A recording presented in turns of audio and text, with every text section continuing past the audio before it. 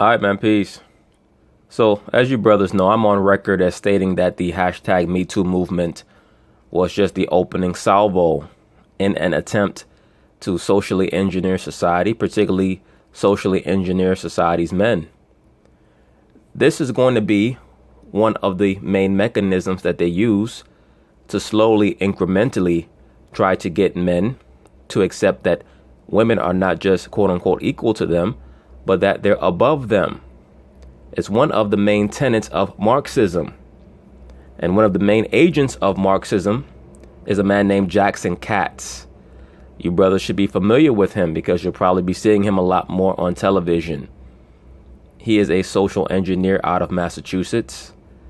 He was trained by a man named Douglas Kellner, who, when you do research on Douglas Kellner, last name K as in kite, Ellner, you'll find that he attended a school in Germany known as the Frankfurt School. The Frankfurt School is a school for critical theory, basically new wave Marxism. I always tell you brothers that it's always going to go back to the same fountain. This is why I harp on quote unquote left-wing ideologies. Brothers, please understand, left-wing is only code talk for Marxism. Marxism is code talk for Luciferianism. That's all it is. Okay, certain people might say, well, how come you don't talk about right wing? How come you don't talk about conservatism? Because conservatism does not try to tap into the so-called black consciousness. Once again, my channel is directed towards the so-called black man. So I address things that I know are directed at him to continue to misinform and disinform the so-called black man. Because as we all know, one of the main credos of this society is that the black man is an excuse maker and that he does not look towards himself to solve his problems. I agree. I agree that the so-called black man spends too much time pointing fingers at other demographics. When you do that, you give them power over you. So let's please keep that in mind. So now let's see what Mr. Jackson Katz has to say. The Me Too movement is not only bringing the issue of sexual harassment to light, but also highlighting what role men have in the discussion. All right. Remember, brothers, the modern day liberal female is a pawn. So they're getting puppeted by their sponsors being the left-wing power structure, particularly the international bankers, which fizzles down to high-level financiers like George Soros, etc. And they have their agents that operate in America. Many of the top left-wing professors, they go and they get trained in England or Germany. Then they come back to America and they infiltrate the university system. And they teach predominantly females, but a lot of males, to go out into society and indoctrinate people with this modernized form of critical Marxist thought to make people believe that the females of America and Western civilization are victims and to try to guilt trip men. Alex Wagner recently spoke with a group of 5 accomplished men about the responsibility they feel to address sexual harassment. Now, brothers, you see that so-called black man at the bottom? That is a NASA astronaut named Leland Melvin. I was going to do a feature on him a while ago. He's an MK Ultra victim. I have no doubt about that. He talked about his fascination with a cartoon character named Curious George, who was a cartoon ape. That right there is an MK trigger. But if I ever do a feature on him, I'll go far deeper into the issue regarding Mr. Leland Melvin. Let's see what they have to say here. And gender equality. One of them was producer Judd Apatow. Is it awkward when you confront another man about sexual harassment, Judd? I don't think so. I mean, when you run a television set, you have a lot of employees, and you're really trying to create an environment where everybody there feels comfortable. And that's the point. Let me say this, and I find myself saying this incessantly because I know that, when people come on my channel, oftentimes their brains are acclimated to thinking and perceiving things a certain way. Particularly people in Western society, they think almost strictly emotionally. So when they hear me say certain things, they may automatically emotionally associate my statements with, oh, well, he co-signs women being sexually assaulted and abused. No, it's not about that. I address things on a three-dimensional perspective. And oftentimes, you'll find that one of the main techniques that they use to try to indoctrinate people to think a certain way is the Trojan horse mechanism. They'll take an issue that is pretty clear-cut and obvious, such as brutality of a human being, and they'll try to turn it into an issue that's focused on a gender. Sexual abuse, sexual assault, sexual harassment, those are issues that are clear-cut. You don't sexually assault, abuse, or insult even anyone, no matter their so-called race or their so-called gender. There's a certain level of respect that you have for another human being. Now, the truth is the truth. There are certain truths that are spoken that are going to naturally offend people, and that's okay. But there's a difference between offending someone because of a truth that's spoken and deciding that you're going to infringe upon their human dignity. That's what rape does and sexual assault does. They're trying to make this issue strictly about women. And let me say this. Yes, the woman, because they're weaker physically, are more prone to being sexually assaulted, harassed, what have you. But that is why the convention was set up, for them to be protected by their husbands. When you have a female independence movement, that creates a dynamic now where the woman is isolated. She's not protected. And that is at her own preference. So now what they have to do is they have to double back and try to convince men that since they have decided to swear off the protection of men, now it's in a man's best interest to be reprogrammed into believing that they should no longer be guided by any type of an urge to approach women or to be attracted to a woman overtly. Remember, they want to package all that together and make you believe that there's no differentiation between a man hitting on a woman and a man grabbing a woman and pulling her into an alley and raping her. Why is that? Because they want the woman to have the sole decision in whether or not she establishes a relationship with a man. I say all that to say this. On these jobs, there are women who sexually harass men just as much as men harass women. I know that for a fact. There are women who approach men sexually just as much as men approach women. So instead of them addressing the issue as we have to establish laws and doctrines and even credos that reinforce people respecting each other's boundaries, it becomes, how are we going to stop men from harassing women? That's a way to reprogram the man, to make him more docile. And that is against the nature of the man, because the man he's created to be a protector of himself and of his family. But the female independence mentality runs contrary to the establishment of the family. So point being is this: something is going to give. Something's got to give. And once the man figures that out, many of these liberal females are going to be in big trouble. That's what that boils down to. That if they have an issue, they can go to the people who run the set and it will be taken care of. It really is one of those situations where I think the head people set a tone. Yes, and the head people are supposed to set a tone for everybody. Whenever you join a corporation, you get a document that tells you what to do and what not to do. There's never a point where he should have to go up to a man and say, hey, dude, you should stop harassing her. That's why you have conventions and platforms that are set up within any corporate structure where you go and report, hey, this person is being unprofessional. That's all. What they're trying to do is they're trying to create this element where men are supposed to feel like they have to be watchdogs over women. Look, once you establish that you believe that you're independent and that you're an autonomous entity unto yourself, you're pretty much on your own. The modern day man does not owe you a damn thing. You have declared that you are independent and that you're equal to a man. So you really have no business trying to stipulate anything to a man other than your husband. That's how that goes. And that's why I say this on this channel all the time. I tell a lot of you brothers, the only females that you should really be trying to speak to is the woman that you're dealing with in a relationship and the women in your immediate family. These random women, leave them alone, because they're getting their minds corrupted and polluted by a lot of this jargon and this aimless nonsense and rhetoric that's being promoted and pushed and propagated on television.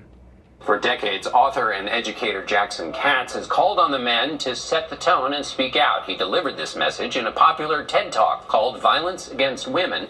It's a men's issue. That talk has received more than 3.5 million views. There's so many men who care deeply about these issues, but caring deeply is not enough. We need more men with the guts, with the courage, with the strength, with the moral integrity to break our complicit silence and challenge each other and stand with women, not against them. Now, do you see the psychological maneuvers that he's using is very similar to the if you see something, say something propaganda that was started here in New York after the 9/11 quote-unquote terrorist attacks. It's the same mentality, a lot of fear-mongering. It's an attempt to create a civilian police force for females. Once again, it runs contrary to the natural human inclination to instruct people to understand that there are repercussions for their actions. That's what you have to try to instruct everyone, both male and female, in a civilized society. That when you decide that you're going to declare your independence, there are added responsibilities. When you're a child and you live at home with your parents, you know that there are certain things that they're going to provide for you. But now when you decide that you're going to strike out on your own, now you must pay your own bills, pay your own way, your rent. You must purchase food for yourself. You must make sure that you upkeep your home. That's the trade-off for independence. Same thing with the female. She has declared her independence, so now she can no longer expect for men to act as protectors. They're trying to create a convention where the female can do whatever she wants and still expect to receive the protection from a man as she did in antiquity all the way down to about 60, 70 years ago. Doesn't work like that. You've made your bed, now you must lie in it. And this guy here, he's a charlatan. Against them. Jackson Katz, the founder and president of MVP Strategies. He's provided sexual harassment and violence training for several sports teams and the military. Good morning. Good morning. It's a men's issue. What does that mean? It means that historically people have seen issues like sexual harassment and domestic violence and sexual assault as women's issues that some good men help out with. But a big part of my work is helping people to think differently about this subject. And I would say that these aren't women's issues that good men help out with. They're actually men's issues. Men have an incredibly important role to play. Men are committing the vast majority of the abuse, the harassment, and the violence. And until men stand with women as their partners and allies in this work, we're only going to be cleaning up after the fact. Now, I wonder what his definition of harassment is. He states that men are committing the vast majority of harassments and sexual assaults, so on and so forth. I wonder if he's including the massive amounts of female teachers that are engaging in sexual relationships with male students, with little boys. I wonder if he's factoring in the hundreds of thousands of females every year in America who are executing abortions, oftentimes without the knowledge of the man who has impregnated them. I'm sure people will say, oh, well, these men don't care. Many men want a woman to have an abortion. Abortion is big business in America. When I say big business, you have females who are sleeping with 3-4 different dudes, and they'll tell all 4 dudes that this is your baby, so I want you to pay for the abortion. They'll take the money from 4 different dudes and go get an abortion done. Or hell, not even be pregnant. I wonder if that counts in his in any of his metrics. I wonder if he's factored in how many females are claiming that a man is the father of their child. And the man is dumb enough to trust one of these females, and he spends 18 years of his life investing his emotions and his intellect into the maintenance of that child. And come to find out the child is not even his. Sexual harassment and sexual assault or gender-based maltreatment is not just about putting your hands on a woman in a violent way or raping them. There's a lot of nuance to it. And unfortunately, there is an agenda to try to break down men into believing that the female is above them and that it is in a man's best interest to put the woman over him. We need to do a whole lot more. So if I'm a man, which turns out I am. Barely. You're a man in title only. In title only. and I'm not doing anything, and I might think, well, what's my role? So how am I supposed to think differently? You see, they're trying to implement, like how they call it white guilt. They're trying to implement a form of male guilt on all men. But it's not going to work. It's not going to work, because anyone who pays attention to the female brain, female mind, knows that the woman by nature is a bluffer. Females live in a delusional world in general, and I don't give a shit who don't like what I'm saying right now. In general, females live in a delusional world. They lie to themselves, and then they want to see if they can get you to believe the lie that they've convinced themselves to believe. And then if they can get some fool to believe their bullshit down the line when the truth, inevitably comes out, they say, well, you were the one who blah, blah, blah, blah, blah. That's the woman's way of saying that you were dumb enough to believe me. Once again, brothers, the woman is a child until about 45. That's when they start to mature. That's why they have to be chaperoned and guided over and guarded over. The reason why there's so much confusion and loneliness is at an all-time high. Over in Britain, this chick, the prime minister, what's her last name? May. She had to declare a minister of loneliness. And all that is because of feminism and the breaking down of ancestral and ancient forms of gender roles. When you have gender roles, that simplifies everything. But through Marxism, they have convinced both the genders that they're equal. When you tell two parties that they're equal, what are they naturally going to do? They're going to come into conflict because they're going to want to see who's greater. They no longer want to complement each other. Now they want to conflict with each other. They want to compete. That's the problem here in America and in Western society in general. And it's not going to end. It's only going to get worse. All men, I think, at all levels of society and whatever their sphere of influence, have to make it clear to the people around them that abusing women in any way, verbally, emotionally, physically, sexually, is unacceptable, not just because it's illegal and they're going to get in trouble, but because the peer culture doesn't accept it, other men as well as women don't accept it. This is a message that adult men need to be sending, not just to each other, although that's true, but to young men and boys. Yes, reindoctrination, reprogramming, which is a common theme amongst Marxists. This man is a Marxist. He just cannot tell you that on television.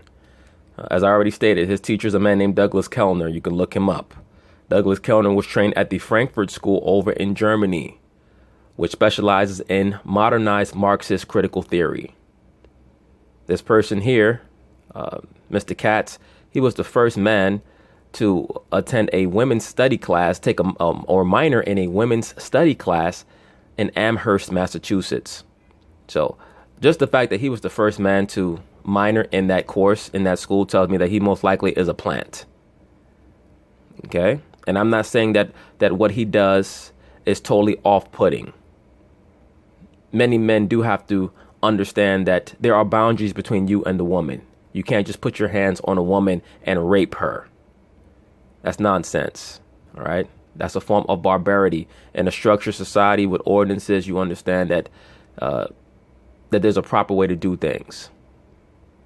And for the most part, most rapists and men who decide that they want to assault women sexually, it's normally based on some issue that they have from childhood. Some unresolved issue that they have to come to terms with. Because most men understand that 99.9% of women ain't even worth raping. Most of these bras ain't shit any damn way. No disrespect. You have some good women out here, but most of them in this society ain't worth raping. You got to grab a broad and rape her. You know how many of these bras out here throwing their pussies around like frisbees? Give me a break. Who have to hear it from men as well as women, that the way to treating women with respect is not an option. It is mandatory. It's just how. Well, treating people with respect is not an option. It's mandatory. You have to treat people with respect. The woman is equal, so she should not want to be singled out for her gender. She should allegedly, she wants to be treated just like a man is treated, right? So the message should not be how to treat women. It should be how to treat human beings. It's how you treat people with respect and dignity. And if you don't do it, you're going to be in trouble, not just, again, with the authorities, but with your friends, with your peers, with your teammates, with your classmates, with your colleagues. If we can change the social norms in male culture that allow this behavior to go on, you're going to see a significant diminution, because it's not about individual sick men who are doing this. A lot of the men who are committing these acts of abuse and harassment are otherwise normal men. So now, did you see what he did there? He said it's not about sick men that are doing this. He's attacking what he calls the quote unquote normal man. In other words, he says it's a culture. He wants to address the culture. So every man must be reindoctrinated according to him. That's what he's stating.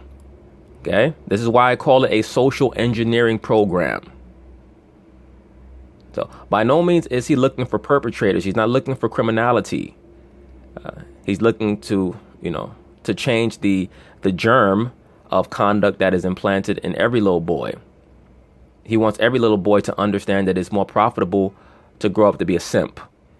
And when you end up in court with some woman that has lied to you from the start of from the start of your damn relationship, you there thinking that the little boy, the little girl is yours, and it's not. It's okay. It's all right, because you're respecting that woman. You have to respect that woman no matter what. You said they're mostly normal men. That's right. Perpetrators outside of this are normal men in all situations. That's what right. What do you mean by that? Because what is our perception? What do you mean? The perception, I think, is that some, Freddy Krueger-like twisted character is committing these acts of aggression or abuse, like on. Look, no, the perception is not that some Freddy Krueger character is committing rapes. For the most part, rapists are castigated in this society. It's actually men who are making up most of the rape laws. And by the way, you can look at this person's face and you can see that he's on some type of drug, most likely legal and illegal. He looks like he's done his fair share of lines of cocaine, allegedly. Okay, and also looks like he's most likely on Ritalin or something like that. But would not shock me at all if he's a pill popper. All right, if somebody were to investigate him, get into the nitty gritty on this character. He's certainly mentally unstable. Please understand that medication is a huge thing amongst many of these so-called professors. Remember, the professors are basically modern day witches. When I say witches, like wizards, or what they call magi.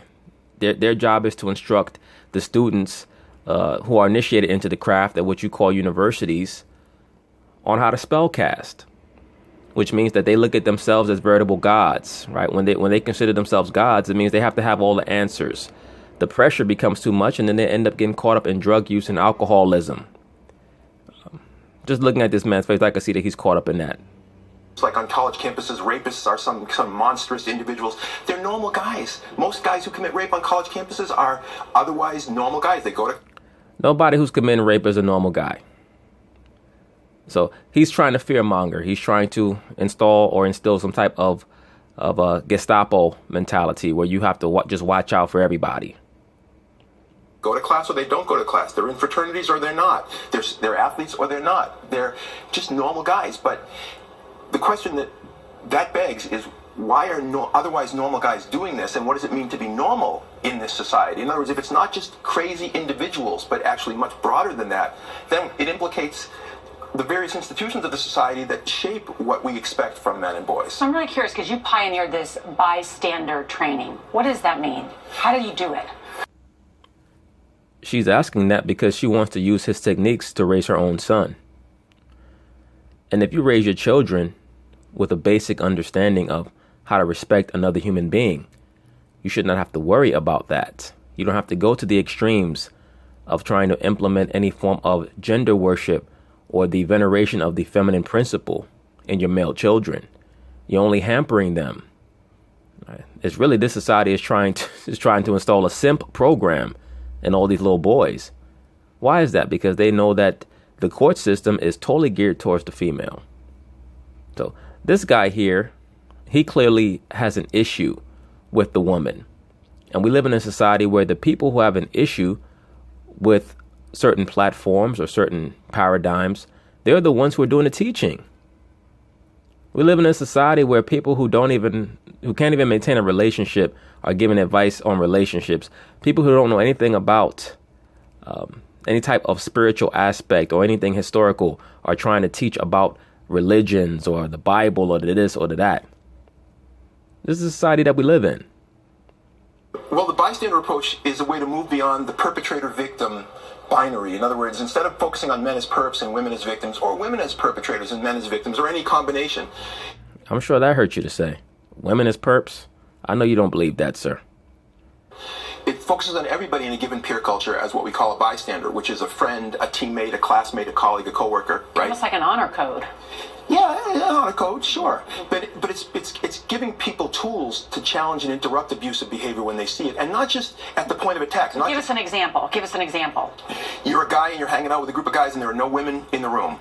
And one or two of the guys start making sexist and degrading comments about girls or women. Instead of laughing along or being silent in the face of that, it's interrupting that by saying, hey, that's not funny, man. You can't talk about like that. It just... Well, you know what, sir? That's not your job. People have the right to have their own form of humor, their own sense of humor. When you're talking about the bystander scenario that you were referring to, what you're trying to stop is sexual assault and the degrading of the sexes. You don't have the right to tell people what they should find funny or humorous or what they should be conversing about. That's not your place. It's just like with racism. If you're a white person and you're hanging out with a group of white people and one or two of those white people start making racist comments, if you don't challenge them on that, in a sense, your silence is a form of consent and complicity in their racism. What the president called locker room talk. Yeah. You made an interesting observation about the Golden Globes the other night that I hadn't thought of until you pointed it out. Yeah, the Golden Globes was an incredible moment. It wasn't just because of the awards for the people who did great work. It was an incredible historical and cultural moment where so many women were coming forward and talking publicly in a very, with a bright spotlight. All the Golden Globes was a witchcraft ritual.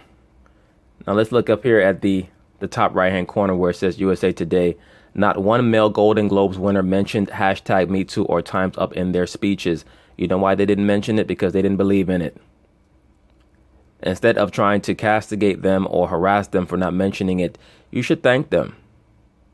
Because what they did was they provided you with a realistic baseline of where you're at. If all the male winners would have gone on stage and said hashtag #MeToo or hashtag Time's Up, we have to stand up for this and we cannot tolerate that anymore, then what they would have been doing was feeding into your own delusional sense of quote unquote reality. They would have set you back. You should thank them. The reality of the situation is that the hashtag #MeToo movement is the equivalent of fattening up some form of livestock to be slaughtered. The females in Hollywood are all broken. The vast majority of them are monarch children, meaning they've grown up being ritually sexually assaulted, raised up in witchcraft circles, under satanic ritual abuse. And they don't even really know up from down, the vast majority of them. A lot of the males as well, by the way. About not only experiences that they had, but highlighting the experiences of women all over the world. And it's a great historical moment, but yet all the men who came up to get awards and present didn't say anything. They didn't say anything. And on the red carpet, yes, some of them said, we support women. I'm very proud of her. What we didn't hear from men, either on the arrival or from the stage at all, was men saying, as a man, I'm in a position here because of the bright spotlight to say, as a man, I support women and I'm going to do whatever I can to challenge other men to stand up and speak up and support women and make this a movement that is transcendent. Why do you think? Oh, give me a break. The job of the men in Hollywood is to just keep doing what they've been doing, which is being pansexuals and snorting up all the coke in LA. They're not mentally qualified to be ambassadors. And it is very ironic to me that they choose to make ground zero of this social engineering protocol be in Hollywood amongst a group of actors. How could you believe them? They're professional liars. You think they didn't say anything? I think a lot of men don't know what to say. I think a lot of men haven't ever heard other men say this, so they haven't seen it modeled. I think a lot of men are afraid of stepping in it. In other words, they don't know what to say, and therefore they worry that they're going to say the wrong thing and then get pushed back. So I think that there's a generous way of thinking about why men didn't say anything. That truly is some insight into the male mind. If men don't know what to say, they oftentimes won't say anything.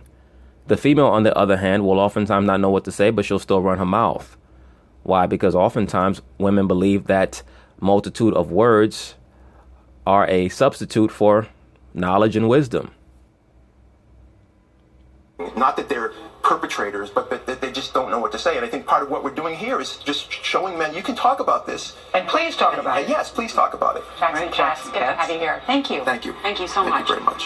Colin. Well, thank you, Mr. Katz, for creating a platform, for me to do this video and once again display to many of these brothers out here, what they have coming down the pike. And let me also please accentuate this, brothers. You know, when you operate according to civility, you don't need anyone to reteach you how to deal with people. You deal with them according to how they deal with you. And you try to avoid unnecessary confrontations and altercations at all times. So that should automatically tell anyone with even basic cognitive function that you don't put your hands on a woman or rape a woman. Those are the type of things that are not necessary unless you have to defend yourself. And in regards to rape, I mean, give me a break. When you're living in a civilized society, once again, you handle yourself in relationships according to proper ordinances, that being the laws and the statutes and the commandments. Not in an over-righteous manner, but to the best of your ability. That's what makes you upright. But anyway, peace.